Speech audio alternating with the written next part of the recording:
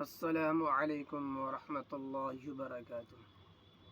کن جانوروں کی قربانی جائز ہے؟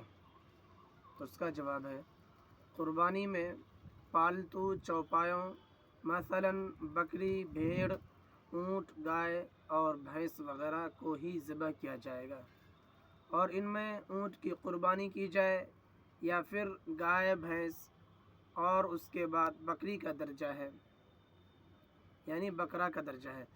اور جنگلی اور شکار والے جانوروں کی قربانی درست نہیں ہے، حتیٰ کہ اگر کوئی جنگلی جانور مثلاً ہرن وغیرہ گھر میں پال کر مانوس کر لیا گیا ہو تو بھی اس کی قربانی درست نہ ہوگی۔